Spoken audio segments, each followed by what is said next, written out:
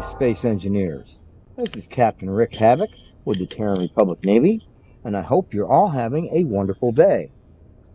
I am coming to you today from the Research and Development Station of the Terran Republic Shipyard to bring you a deployment test and review of the ship in front of us.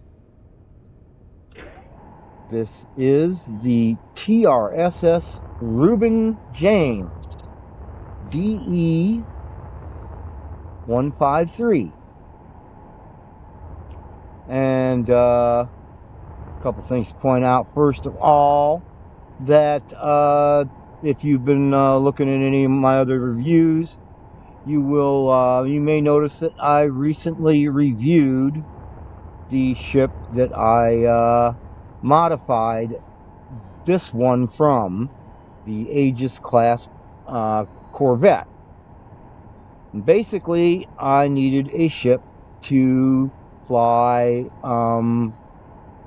escort missions and make space credits and bump up my reputation. And I didn't want anything too heavy, didn't want anything with rail guns or anything else. I just wanted a ship primarily with the weapons mix primarily fixed for small grid ships, drones and fighters. And I just put a couple of artillery turrets on it for any large grid ships I might have to face with it while I am doing escort missions, which of course won't be the actual enemies that I generally will face when doing the escort missions, which those of you who have done them know are all small grid attackers. But since I am actually in a multi-cornered war with a number of different factions, including and especially SPRT, I'd better have some large grid weapons on my ship, just in case.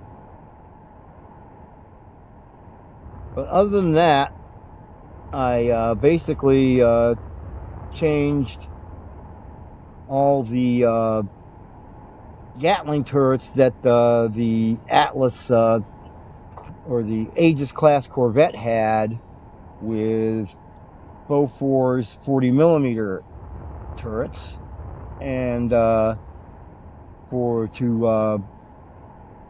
point defense, I added some Atlas 40mm point defense turrets here.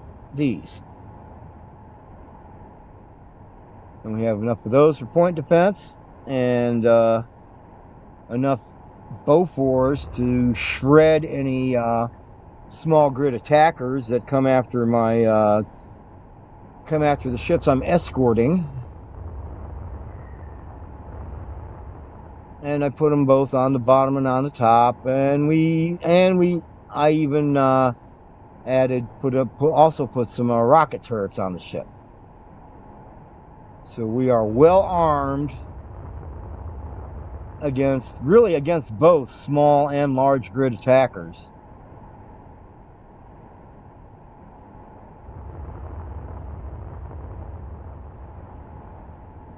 And made some other changes too. The ship already came equipped with shields.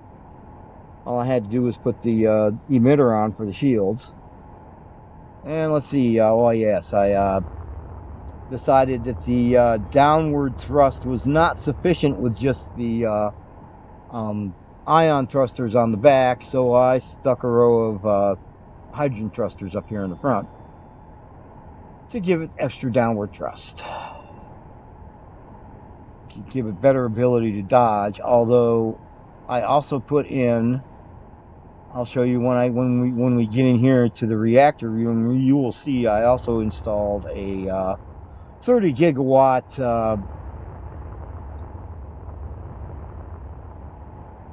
fusion reactor, deuterium fusion reactor, which uses basically has deuterium processors that process ice into deuterium, so I don't have to worry about uranium or finding uranium, because my ships are all now fueled by ice. They not only get their hydrogen from ice, they also get their power for the reactor, fuel for the reactor from ice.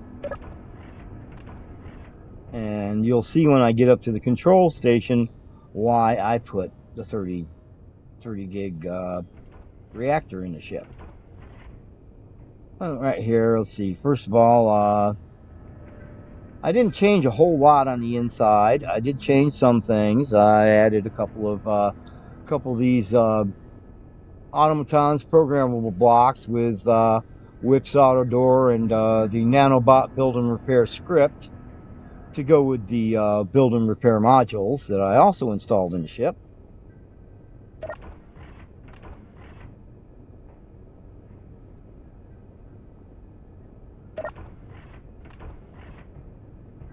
Let's see now.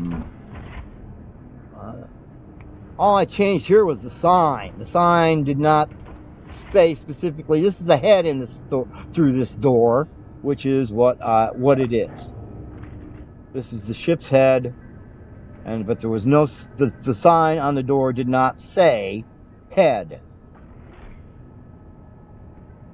You got the toilet over here. You got a nice little decorative block and a shower over here, and even a seat. So if somebody's in here using the facility, somebody else can just have a seat and wait their turn.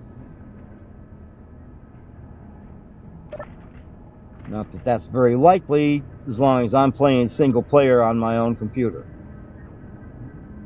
But you never know. Maybe I'll build this ship on a public server someday, although that's not too likely. And this is the emergency control, and I actually changed the sign up above to reflect that. Just said private before. No, that's emergency control.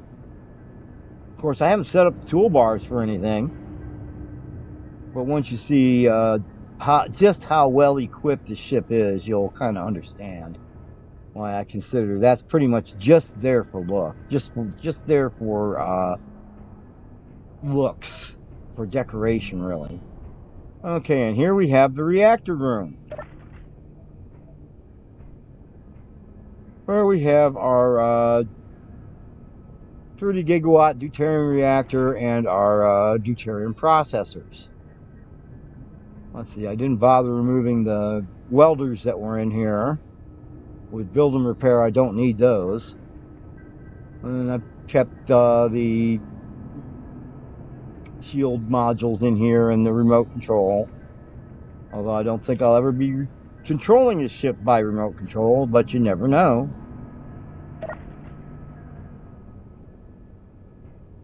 Okay. And let's see, I did make a few changes in the sleeping quarters here. I took out the multiple beds because, like I said, I'm basically playing this ship by myself. So this is the captain's quarters. It's got a bed and a couch and some decorations and extra sofa over here. And I decided to change this back here. Kept the cargo container, but I made this the captain's head, with the shower and the toilet in here.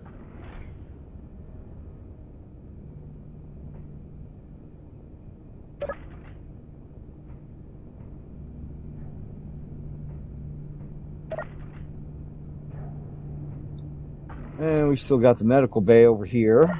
Didn't change this at all.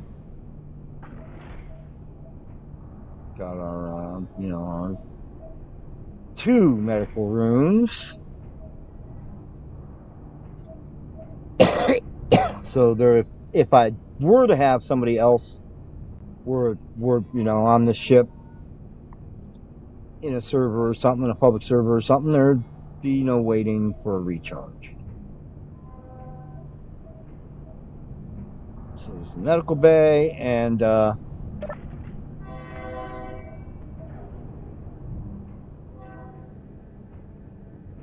over here, this is the lounge. I didn't touch a thing in the lounge. That is still exactly the same as the Aegis Corvette. But this I changed. This is no longer the cryo room like it was in the Aegis Corvette. This is now my food production room for my DNSK mod, Daily Need Survival Kit mod. And I've got the hydroponics, the water recycler, food resequencer, and cargo container all in here to use these things. And let's see, I think I've actually got yes, I've even got some food in here.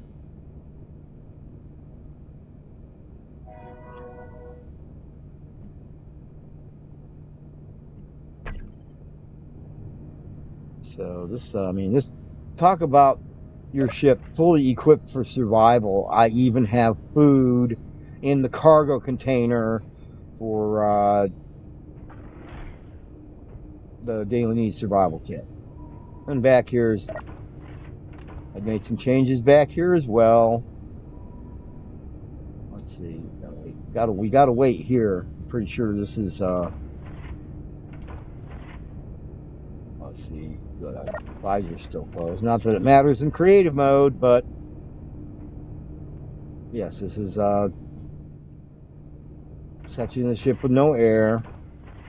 And I for one thing, I removed one of the jump drives back here and replaced it with a frame shift drive, which let's see, I forget whether this is switched off or whether it's because in my survival mode world where I've already been using this ship, there is one of my enemies has placed a jump inhibitor field near my stations. Fortunately, it does not affect the frame shift drive at all. But I prefer the frame shift drive anyway, and pardon me. So the other jump drive here is just a space filler. And let's see, I think I stuck the build and repair modules in up here. I think that's about all I had to change here or did I? Let's see, because there is some things down here as well. Let's see. Thought there wasn't, right? Oh yes, I put my Robo factory in down here. That's what else I changed down here. I knew there was something else. That's my Robo factory, so I can spawn a helper, a crewman or woman. Generally, it's a crew woman.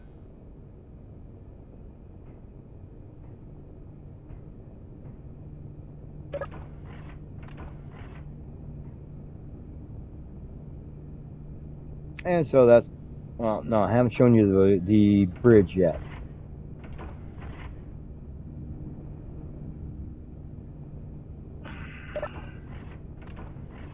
And this is the only ship I have where I actually have my control up in this part of the ship, because I don't expect to have to fight any large, or I'm not going to be taking any large grid attackers on in this ship. That's all there is to it. At least not unless I absolutely have to. Unless I'm out on an escort mission and should run into some faction frigate or corvette, no problem at all. So this is the ship's actual bridge control room where I'm actually controlling the ship from.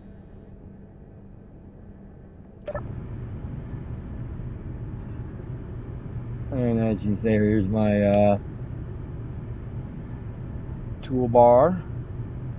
Oh yes, very important thing to show you here, because this is the reason, because I'm about to show you the reason why there is a 30 gigawatt reactor in all my ships, not just this one. Look at my shield hit point capacity. I've got over 121 million hit points on my shield. And that is why I have a 30 gigawatt reactor in the ship, and in every one of my ships.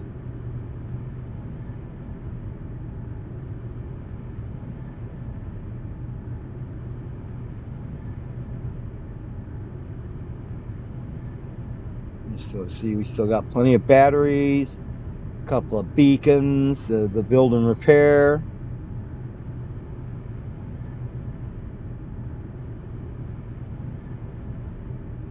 A couple of decorative control stations.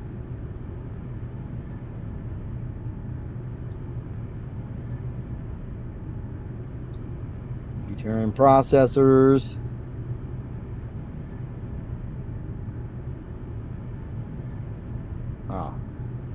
I just realized something I need to do down in the... There is one change I need to make down in the lounge, since that's where the dispenser and everything is, where I'll be getting food from. So, but as you can see, you know, kept the hydrogen tanks, of course, hydrogen engines.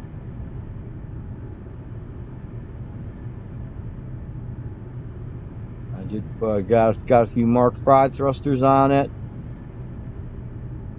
Mostly these, mainly these two rear backward thrusters. Decided this ship needed better deceleration and really good acceleration, but not so great deceleration.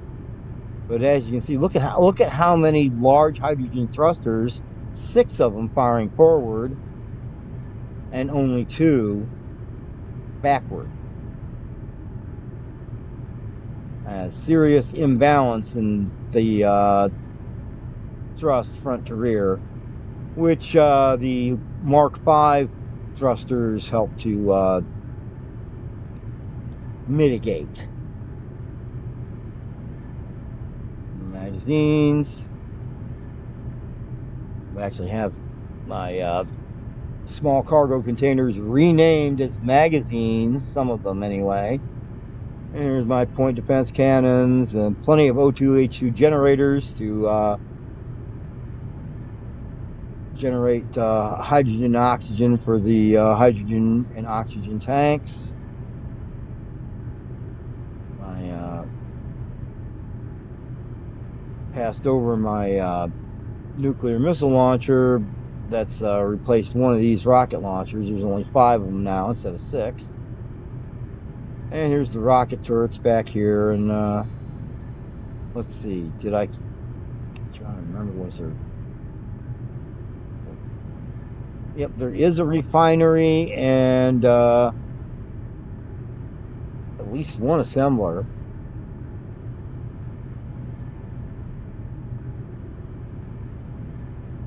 Two assemblers.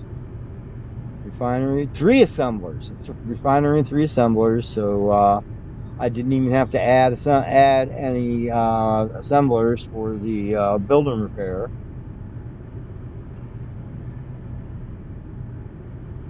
So anyway,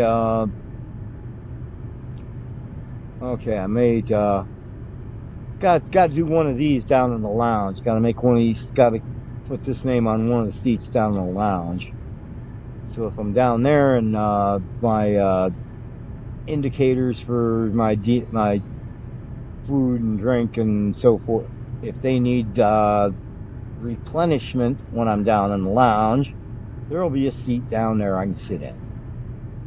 That's why I have the some of the seats with this NOMS tag on them. These are my seats that I sit in to eat or drink. changed. So that's pretty much the internals. And here's my toolbars.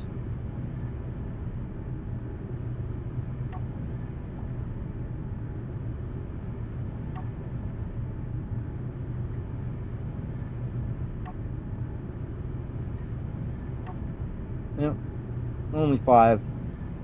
Only need to set up 5 toolbars to control everything on this ship.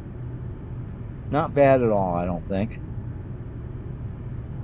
Anyway, so that's the ship outside and in. And as per usual, I will be back with part 2 of the combat testing, or excuse me, deployment test and review of this ship. Although, like I said, it's actually already been deployed. And so I will be back when I have this ship out on the test range and have suitable adversaries to put it up against. Since this ship is optimized for small grid, I will have to spawn. I'll have to have put a station out there that will spawn small grid attackers. So I hope you will come back and join me for that. And let me take this opportunity to remind you that if you are enjoying this content and would like to see more of it, please remember to smash those buttons down below, the like and the subscribe and the notification bell, and leave a comment or two. Let me know what you think of my escort ship. All those things will help me grow the channel, and I would really appreciate it. So once again, I want to invite you to come back for part 2, and until then, I will wish you a good day.